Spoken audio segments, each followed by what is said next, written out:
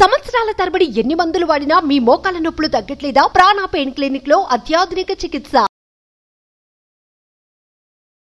Hello Ram గారు. Hi నారాజు. Visualisation 2.0లో happy మనీలో 6th episode sir. Previous వీడియోలో మీరు అన్నారు రిచ్ పీపుల్ మైండ్ సెట్ కానివ్వండి, హ్యాబిట్స్ కానివ్వండి ఏ విధంగా ఉంటుందనేది 1 వీక్ తర్వాత చెప్తానని చెప్పేసి ఎక్స్ప్లెయిన్ చేయడం జరిగింది. సో మేగర్లీ వెయిటింగ్ ఫర్ దట్ అని కూడా చెప్పాను.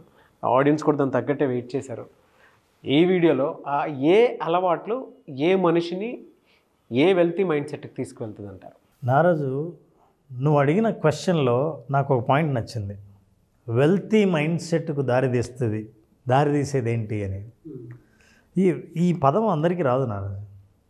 వెల్తీ మైండ్ సెట్ అనేది మనకు వచ్చే జనరల్గా ఆలోచన ఏంటంటే మనీ మైండ్ సెట్, రిచ్నెస్, ఇవి 3 డబ్బులు నీకు తీసుకురావు. ఎందుకంటే మనీ అనేది ఒక మెటీరియల్, వస్తువు, ఒక టూల్. కానీ మనీ ప్రొడ్యూస్ చేసేది, డెవలప్ చేసేది, అవుట్కమ్ని ఇచ్చేవి చాలా ఉంటాయి. దాన్ని మీరు ఆలోచన చేయలేకపోతే మనీ మీ దగ్గర వచ్చి ఊరికే కూర్చోదు. తర్వాత రిచ్ అంటే ఏంటంటే నా దగ్గర డబ్బులు ఎక్కువ ఉన్నాయి అని. ఏమవుతాయి? ఉన్నాయి. వెల్తీ అనేది ఇందాక అడిగా, వెల్తీ మైండ్ సెట్ అనేది. వెల్తీ అనేది ఇది ఏం చేస్తోంది మనీ మీ జీవితంలో అన్నది. అది మన జీవితానికి మనకు ఉపయోగపడేటట్టు ఆలోచన చేయకపోతే మీరు ఎంతసేపు రిచ్ మనీ దీని గురించి మాట్లాడతాం. కానీ ఒరిజినల్గా వెల్తీ పీపుల్ ఎలా ఆలోచిస్తారు, వాళ్ళ స్టేటస్ ఎలా ఉంటుంది? నిజం చెప్పాలంటే మనం గత ఎపిసోడ్లలో చాలామంది గురించి మాట్లాడుతున్నాం. రీసెర్చ్లో బయటపడిన మైండ్ సెట్స్లో మొదటిది మనీ అవాయిడెన్స్. వీళ్ళు మనీ వద్దంటారు. మనీని పూర్తిగా చిన్నప్పటి నుంచి ఉన్న మనీ స్క్రిప్ట్స్ ద్వారా ఈ మనీని అసహించుకోవడం, దూరంగా ఉండడానికి వాళ్ళకున్న జస్టిఫికేషన్స్ చెప్తూ ఉండడం చేస్తారు. రెండో కేటగిరీ మనీ ఫోకస్, మనీని పూజ చేస్తుంటారు, మనీనే ఆరాధిస్తుంటారు, మనీ గురించే ఎప్పుడు ఆలోచిస్తుంటారు. అలాంటి వాళ్ళకి ఆలోచిస్తున్నారు కాబట్టి మనీ రాదు, ఆ మనీ డెవలప్ కాదు. వాళ్ళ స్టేటస్ ఎలా ఉంటుందో మనం మాట్లాడుకున్నాము. తర్వాత స్టేటస్ పీపుల్. ఈ మనుషులు ఎక్కువ ఎగ్జిబిట్ చేయడానికి ప్రయత్నిస్తారు, ప్రదర్శనకి ఇష్టపడతారు. వాళ్ళకు ఎంత ఉందో అంతా అవతల వాళ్ళకి కనపడాలని చూస్తారు. మనం ఒకసారి అంటుంటాం కదా, సినిమాలో సెట్టింగ్ వేస్తే సినిమా బడ్జెట్నంతా ఒక సెట్టింగ్లో కనిపించాలి అని. సో అట్లా మన దగ్గర ఎంత ఉందో అవతల వాళ్ళకి తెలియకుండా పోతే ఏమో ప్రయోజనం? ఎంత ఉందో తెలియాలంటే ఒక 3-4 వస్తువులు చూపిస్తే చాలు మనకు ఎంత ఉందో తెలుస్తుందని. సో అలా తెలుసా, రీసెంట్ న్యూస్ నారాజు, నేను యాక్చువల్లీ దుబాయ్కి వెళ్ళినప్పుడు నాకు రోల్స్ రాయ్స్ కార్లు చాలా మామూలుగా కనిపించేసాయి. Owner is driving and parking the car. తర్వాత ఈ మధ్య ఒక కంట్రీ ఏం చేసిందంటే పోలీస్ కార్ని, రోల్స్ రాయ్స్ని కొని పోలీస్ కార్స్గా వాడుతుంది. ఎందుకయ్యా వాడుతుందంటే చాలామంది యూత్ పోలీస్ డిపార్ట్మెంట్లో జాయిన్ అవ్వడానికి ఇష్టపడడం లేదని వాళ్ళని అట్రాక్ట్ చేయడం కోసం రోల్స్ రాయ్స్ కార్ని, మీరు పోలీస్ డిపార్ట్మెంట్లో జాయిన్ అవుతే you will do your duty on this Rolls Royce car. చూడు వాట్ స్ట్రాటజీస్. అంటే పీపుల్ మైండ్ సెట్ని మీరు ఏ రిచ్నెస్కి యాక్చువల్ కోరుకుంటారు. మనం లాస్ట్ టైం సోషల్ మీడియాలో కూడా ఎలా ప్రొజెక్ట్ చేస్తారో అని మాట్లాడుకున్నాం. స్టేటస్ పీపుల్ అంటే ఉన్నది చూపించడం కోసం ప్రయత్నించేవాళ్ళు. నిజం చెప్పాలంటే వాళ్ళ ఆదాయం తక్కువ ఉంటుంది, వాళ్ళ ఖర్చు ఎక్కువ ఉంటుంది. వాళ్ళు ప్రదర్శించడానికి అనువైన ఖర్చు పెట్టడం కోసం అప్పులు ఎక్కువ చేస్తారు, సోషల్ మీడియాలో ఎక్కువ చూపిస్తారు. ఎవరో గుర్తొచ్చినట్టున్నారు Nagaraju. This is a human mindset. ఇంకోటి, ఏది మనం ఇది తప్పు ఇది రైట్ అనట్లా. ఇలా ఎందుకు ఆలోచిస్తాం, అలా ఆలోచించినప్పుడు ఎలా ప్రదర్శిస్తాం, ఎలా కనిపించడానికి ప్రయత్నిస్తాం, వీటన్నిటి వల్ల డబ్బు ఏమన్నా మీ జీవితంలోకి వస్తుందా, నిలబడుతుందా, సంపాదించగలుగుతారా లేదా అన్న వాస్తవాలు, రీసెర్చ్ వాస్తవాలు మాట్లాడుతున్నాం, అభిప్రాయాలు మాట్లాడడం లాగా.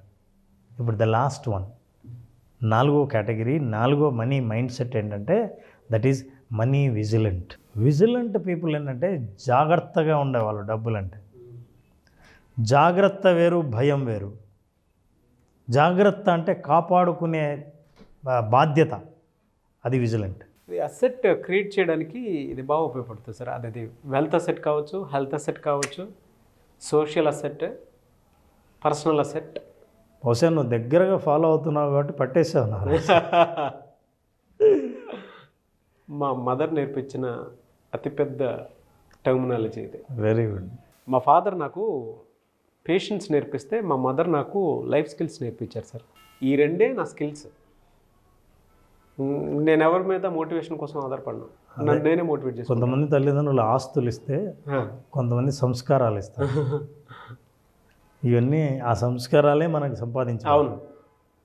చాలామంది భ్రమ ఏమంటే మనం ఆస్తులు డబ్బులు బాగా బ్యాంక్ బ్యాలెన్సు నెక్స్ట్ జనరేషన్కి ఇద్దాం అనుకుంటారు, కానీ అవి పోగొట్టుకుంటే తిరిగి సంపాదించడానికి కష్టపడాలి. సంస్కారాలు పోగొట్టుకునే ప్రసక్తే లేదు, ఎవడు దోపిడీ చేసే ప్రసక్తే లేదు, నువ్వు పెట్టుబడి పెట్టి మోసపోయే అవకాశమే లేదు. సంస్కారాలు అంత గొప్పవి. వీళ్ళకు కూడా వాళ్ళకున్న సంస్కారాలు ఏంటో ఆ సంస్కారాలు వాళ్ళని ఎలా సంపాదించి పెడుతున్నాయో చూద్దాం. షూర్. దారాజ్ money vigilant people believe in saving, not spending. నువ్వు నాకు డబ్బులు సంపాదించి ఎట్లా ఖర్చు పెట్టచ్చు, ఎంత సుఖంగా ఉండొచ్చు, ఎంత రిచ్గా ఉండొచ్చు, ఏ ఫ్లైట్లో నువ్వు స్పెండింగ్ ఆలోచన చేస్తావు కదా. వాళ్ళు సేవింగ్ ఆలోచించడం వల్ల స్పెండ్ బాగా చేయగలుగుతారు. నువ్వు స్పెండింగ్ గురించి ఆలోచించడం వల్ల సేవింగ్ గురించి ఆలోచించలేవు. సేవింగ్ అంటే నేను మామూలు చిన్న చిత్క సేవింగ్ల గురించి మాట్లాడడంలా. సేవింగ్ అంటే ఎట్లా అంటే money should be saved and not spent అనేది ఫస్ట్ ప్రిన్సిపల్ వాళ్ళు నమ్ముతారు. మనీ అనేది ఖర్చు పెట్టడానికి కాదు, దాన్ని ఉత్పాదన, దాని నుంచి ఏదైనా డెవలప్ చేయడానికి, ప్రొడ్యూస్ చేయడానికి అని నమ్ముతారు. Not to be spend, it has to be saved. ఎందుకు సేవ్ చేయాలి అంటే సేవ్ ఫర్ డిఫికల్ట్ టైమ్స్, కష్టకాలానికి మనం సేవ్ చేయాలి అని. అంటే వీళ్ళ నమ్మకంలోనే ఫిలాసఫీ మారిపోతుంది. డబ్బు ఉంటుందా లేదా పోతుందా అన్న భయం కాదు, ఉన్న ప్రతి డబ్బును ఎలా సేవ్ చేయాలని ఆలోచించడం వల్ల దాని ప్రయోజనాలు ఎట్లా పొందుతున్నారు వాళ్ళు అంటే దే బికమ్ నర్వస్. వాళ్ళ దగ్గర ఎమర్జెన్సీ కోసం దాచుకున్న డబ్బు లేదు అని అంటే వాళ్ళకు మామూలు టెన్షన్ కాదు. అసలు మనది ఎమర్జెన్సీ లేదు, ఉన్న డబ్బు మొత్తం ఖర్చు పెట్టి వాడేసి అప్పులు చేసి క్రెడిట్ కార్డు కూడా వాడేసే మనం. So we need to understand, జనరల్గా ఏ మైండ్ సెట్ అయినా సరే ఈ మైండ్ సెట్లో ఉన్నవాళ్ళు, మనీ విజిలెంట్ మైండ్ సెట్లో ఉన్న వాళ్ళు ఏం చేస్తారంటే ఎమర్జెన్సీ కోసం రిజర్వ్ చేసిన అమౌంట్ను వాడాలంటే భయపడతారు. ఎస్, ఇది దానికే రిజర్వ్ చేయాలి ఉండాలని. అంటే జాగ్రత్త పరులు. పిసినారికి జాగ్రత్త పరుడికి చాలా తేడా ఉంది. అవసరానికి కూడా ఖర్చు పెట్టని వాడు పిసినారి. అవును. ముందు సేవ్ చేసి ఆ తర్వాత ఖర్చు పెట్టేవాడు vigilant. Look at this, the goal is to be rich, not look rich. రిచ్గా కనపడ్డం కదా, అంత రిచ్గా కనపడి అన్ని ప్లాటినం అన్నీ వేసుకున్నాడు కదా, అతని worth is a very popular person, celebrity, $30 million. ఈయన సైలెంట్గా ఊరికే అందరికీ తెలుసు, గుర్తుపడతారు పెద్ద ఆయన. ఎంత అనుభవించినా, ఇప్పటి నుంచి బాగా అనుభవించినా చచ్చిపోయే లోపల ఎంజాయ్ చేయొచ్చు. He believed in we need to save money, invest money అని. Net worth $83 billion. You don't believe, భారతదేశంలో $1 billion కంపెనీ అంటే అది చాలామంది ఆ కంపెనీ గురించి మాట్లాడుకుంటారు. ఒక వ్యక్తి ఆస్తి $83 billion. ఈ ఇమేజ్ చూస్తే నాకు కొన్ని కంపారిజన్స్ బలంగా అలా తిరుగుతున్నాయి సార్. చెప్తాను మీకు. నేను పావలా ఇచ్చే సౌండ్ ₹10 ఇవ్వదు.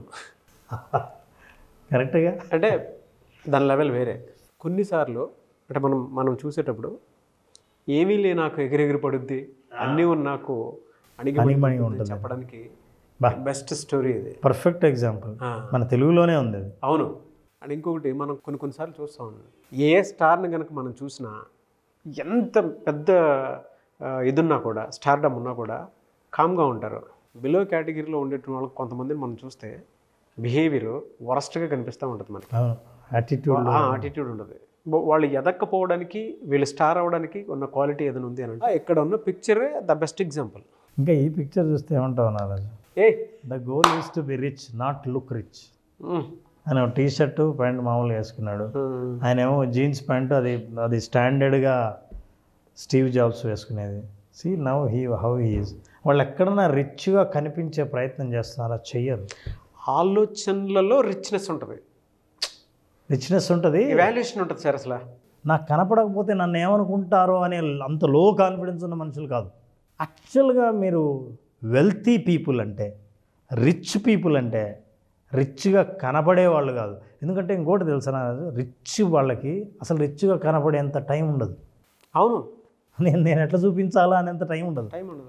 వాళ్ళు యాక్చువల్గా they spend more money on to look like simple person.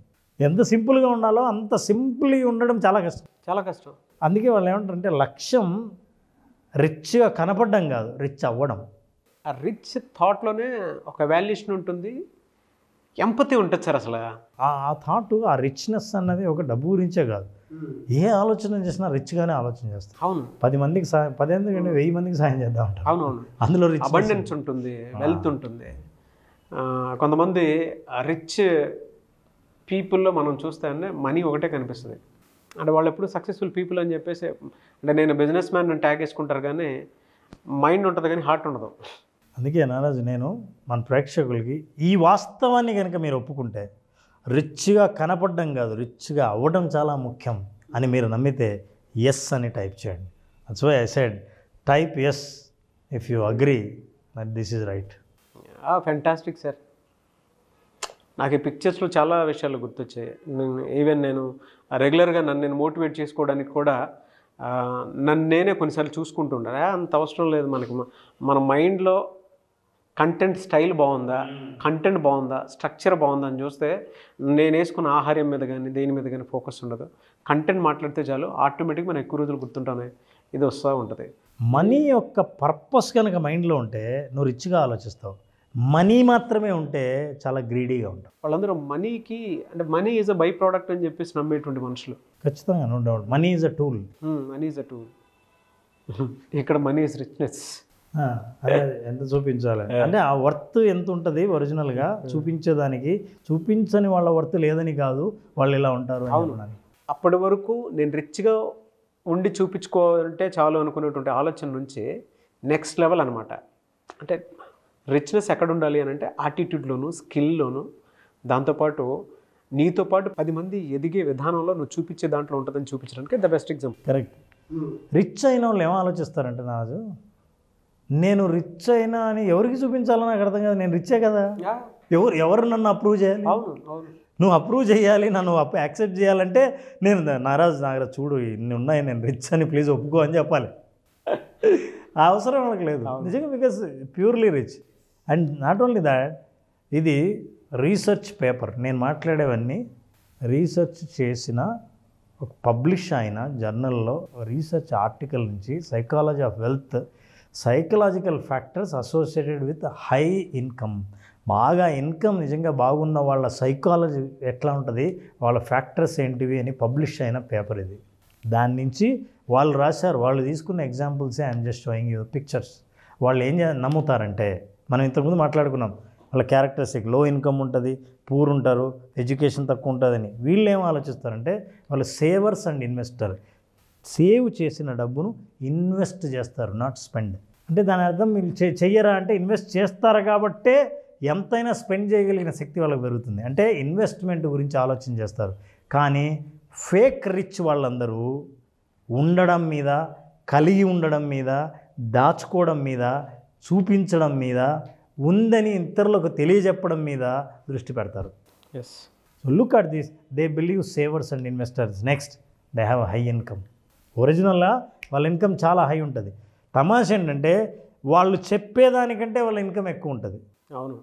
కానీ మిగతా మైండ్ సెట్స్ మనం చూసినప్పుడు వాళ్ళు చెప్పిన దానికంటే తక్కువ ఇన్కమ్ ఉంటుంది. అంటే రిచ్ లాగా కనిపించే ప్రయత్నం చేయడానికి, నిజంగా రిచ్ అవ్వడానికి. పోనీ వీళ్ళు ఏమైనా తక్కువ ఖర్చు పెడతారా, సేవ్ చేస్తారు, సేవ్ చేస్తున్నారు కాబట్టి ఖర్చు పెట్టారు అనుకుంటారేమో. Look at this, high net worth వాళ్ళు చేసే మామూలు పనులే, బిజినెస్ ట్రిప్ మీద చార్టెడ్ ఫ్లైట్స్లో పోతున్నా కూడా వాళ్ళ net worth is very high.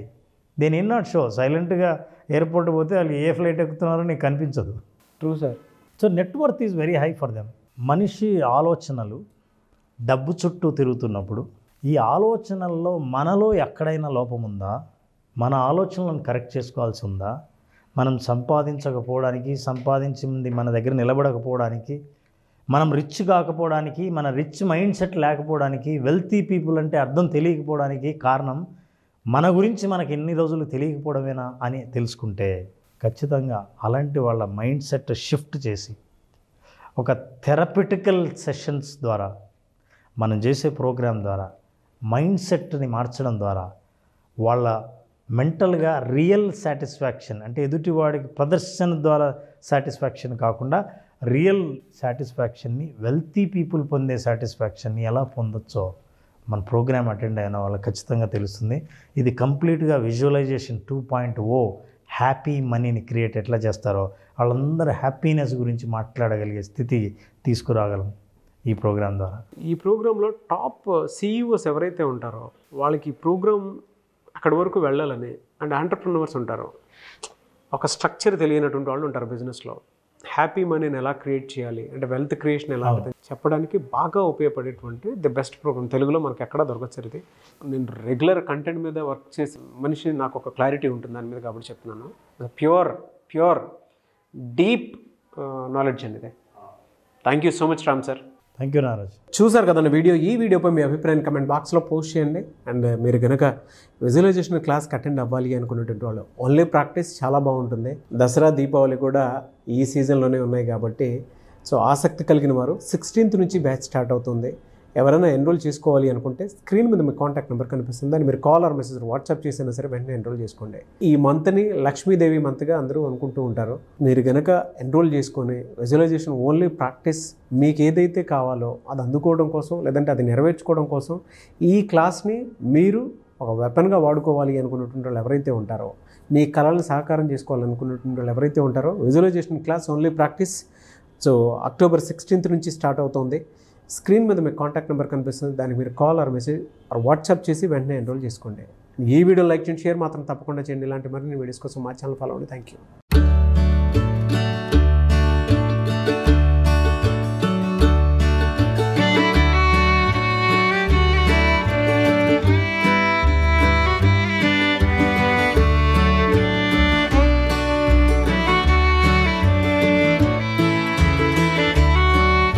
Suman టీవీలో మీ పర్సనల్ అండ్ బిజినెస్ ప్రమోషన్స్ కోసం కింది నెంబర్కి కాంటాక్ట్ చేయండి.